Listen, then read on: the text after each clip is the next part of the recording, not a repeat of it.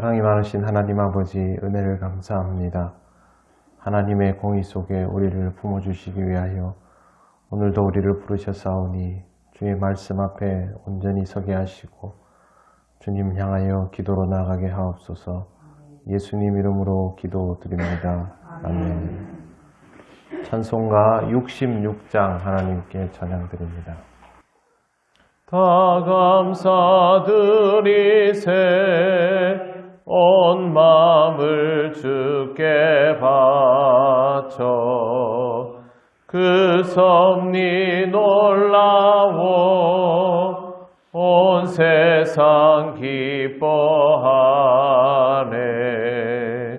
예부터 주신 복 한없는 그 사랑 선물로 주시네. 이제와 영원히 사랑의 하나님 언제나 함께 계셔. 기쁨과 평화에 복 내려 주옵소서. 몸과 맘 병들 때 은혜로 지키사 이 세상 악에서 구하여 주소서. 감사와 찬송을 다 주께 드리어라. 저 높은 곳에서 다스리시는 주님, 영원한 하나님 다 경배하여라. 전에도 이제도 장래도 영원히. 아멘.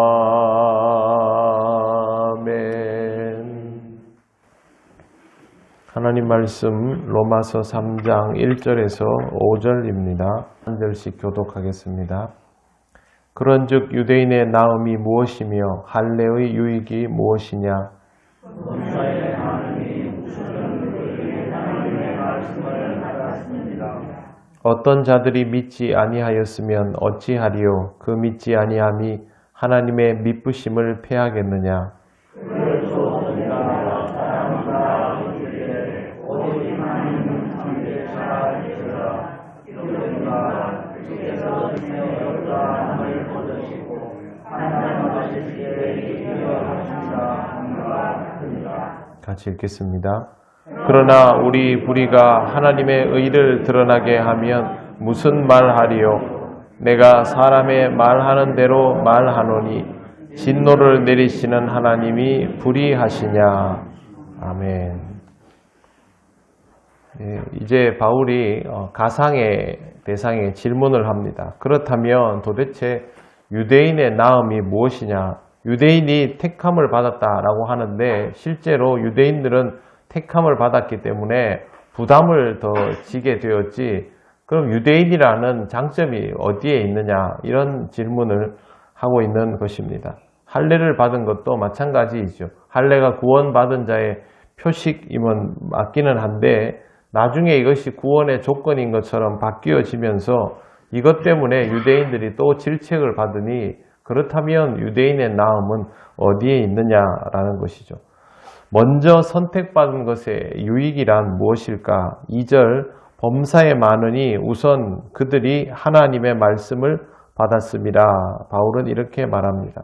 범사에 많다는 말은 아주 여러 가지가 있는데 라면서 그 중에 하나를 말하고 있습니다. 가장 대표적인 것이 하나님의 말씀을 받았다라는 것입니다. 하나님의 말씀을 먼저 받은 유대인, 또 하나님의 말씀을 먼저 받은 사람, 하나님의 말씀을 먼저 받은 가정, 어떤 지역에서 어느 가정이 먼저 말씀을 받고 이런 경우들이 있을 것입니다. 그런데 이런 경우라고 해서 먼저 받았다고 모든 사람들이 다 이 말씀을 잘 믿고 받아들였던 것은 아닙니다. 분명히 그렇지 않은 경우들도 있지요. 그러면 사람들은 이렇게 반응할 수 있습니다. 하나님이 저 사람을 먼저 선택하셨는데, 하나님이 저 민족을 먼저 선택하셨는데 그들이 하나님을 잘 믿지 않으면 하나님의 선택이 잘못된 것 아닌가, 이렇게 나올 수 있다는 것이죠. 하지만 하나님의 말씀을 먼저 받고도 믿지 않는 자들이 있다고 해서 그것이 하나님의 믿부심을 폐할 수 있는 것은 아닙니다. 이렇게 돼버리면 하나님은 신뢰할 수 없지 않은가? 하나님께서 이루어 놓으신 계획들이 먼저 받은 자에게서부터 깨지면 하나님은 믿으시지 않은, 믿업지 않은 분이 아닌가, 이렇게 반응할 수 있다는 것이죠. 하지만 그렇지 않습니다. 하나님의 말씀을 먼저 받고도 믿지 않는 사람들이 나오는 이유는 사람이 거짓되기 때문입니다. 바울은 하나님이 어떤 분인가에 대해서 시편 51편 4절을 인용을 하고 있습니다. 주께서 주의 말씀에 의롭다함을 얻으시고 판단받으실 때에 이기려 하심이라. 4절에 보시면 4절 그 밑에 니은이라고 붙어서 관주가 있는데 이게 바로 그 본문입니다.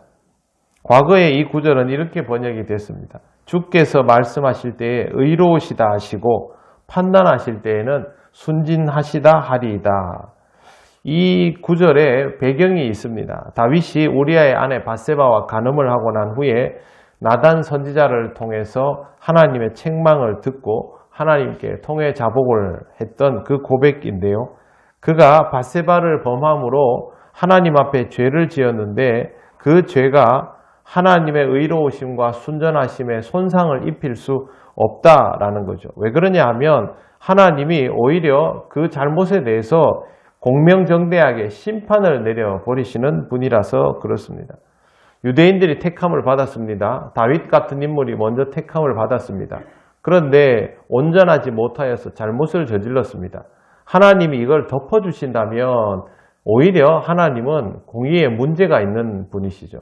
하나님은 오히려 믿업지 못한 분이죠.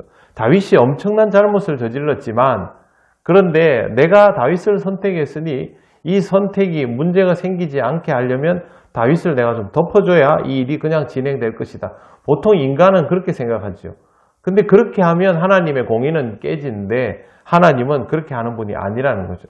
내가 선택한 일을 확실하게 응징하시고 그 사람을 바꾸어서 쓰시는 분이 하나님이십니다. 그러면 하나님은 처음에 선택을 끝에 완성시키는 분이고 또 과정 중에서 잘못된 부분들까지도 공의로 바로잡으시니까 하나님은 처음도 중간도 끝도 공의로운 분이라는 거죠. 그래서 성경에 나오는 그대로 하나님의 의를 무엇으로도 누구로도 손상시킬 수 없다라는 것. 하나님께서 스스로 선택하신 일을 벌 주시는 것이 오히려 하나님의 공의를 명백하게 드러내어 알리는 일이다라고 바울은 말하고 있는 것입니다. 5절을 보시면 그러나 우리 불의가 하나님의 의를 드러나게 하면 무슨 말하리요? 내가 사람의 말하는 대로 말하노니 진노를 내리시는 하나님이 불의하시냐? 그렇지 않다라는 것이죠. 자기 백성을 치심으로 공의를 드러내시는 하나님이십니다. 굉장히 쉽게 이해하시면 이렇게 이해하시면 됩니다. 우리가 자식을 아무리 사랑해도 자식이 잘못을 저질러서 그 자리에서 돌이키지 못할 것 같으면 확실하게 혼을 내지 않습니까? 그렇다고 해서 우리가 자식을 폐기하지는 않지요. 그 자식의 혼을 내가지고 바로 잡아서 바른 길을 가도록 만들죠. 근데 하나님은 거기에 더해서 뭘 하냐면 자식을 바로잡기 위해서 독생자를 내어주기까지 하셔서 이 자식을 끝내 바로잡으시는 분입니다. 그러니 하나님의 완전하심과 하나님의 공의로우심이 죄 많은 인간들로 인하여 중간에 변수가 발생하는 듯하여도 실제로는 하나도 손댈 것이 없는 완벽한 하나님의 공의 그대로라는 거죠. 그렇기 때문에 우리는 여기에 대하여 조금의 의심도 할 필요가 없고 유대인들에 대한 처우나 먼저 믿는 자에 대한 처우도 하나님은 명백하게 처리하시는 분임을 분명히 인식할 필요가 있습니다. 우리가 누구보다 복음을 조금이라도 먼저 받은 사람이라면, 하나님으로부터 택정함을 입은 사람이라면, 구원파가 말하는 것처럼 이제 하나님이 나를 구원하셨으니 끝났다가 아니라 우리는 누구보다도 엄격한 기준 아래에서 하나님의 살펴보심 속에 있다는 것이죠. 그러니까 우리는 하나님의 의로우심에 대한 요만큼의 의구심도 가지지 말고 하나님의 공의에 우리 자신을 맞추어가는 일이 있을 뿐입니다.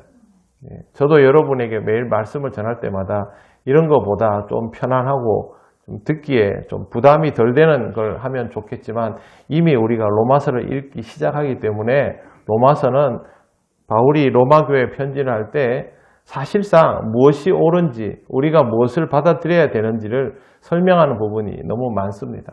그리스도인으로 살아가는 우리에게는 부담일 수 있지만, 그러나 우리가 하나님 앞에서 통회하고 자복하며 더 나아지기를 사모하며 나아간다면 우리에게 시작된 이 부담은 모두 은혜로 바뀐다는 것을 꼭 기억하시고, 오늘 또 여러분의 삶을 기도를 통하여 하나님 앞에 더 내려놓으시고 하나님의 은혜를 사모하고 누리는 귀한 하루가 되시기를 바랍니다. 아멘. 기도드리겠습니다.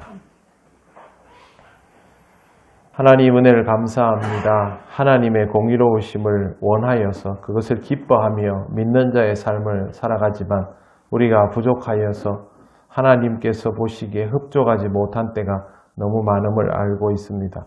그럼에도 불구하고 하나님은 변함없이 미쁘신 하나님을 믿고 의지하며 우리가 바른 길을 찾고 그 길에 서며 또 그 길로 향하여 나아갈 수 있게 인도하여 주시옵소서. 오늘도 하나님의 은혜를 따라 살아갑니다. 이 하루를 살아가며 하나님의 역사하심을 온전히 경험하고 오직 하나님께 영광을 돌리는 우리가 되게 하여 주시옵소서. 감사드리며 예수님 이름으로 기도드립니다. 아멘. 하늘에 계신 우리 아버지의 이름을 거룩하게 하시며 아버지의 나라가 오게 하시며 아버지의 뜻이 하늘에서와 같이 땅에서도 이루어지게 하소서. 오늘 우리에게 일용할 양식을 주시고 우리가 우리에게 잘못한 사람을 용서하여 준 것 같이 우리 죄를 용서하여 주시고 우리를 시험에 빠지지 않게 하시고 악에서 구하소서. 나라와 권능과 영광이 영원히 아버지의 것입니다. 아멘.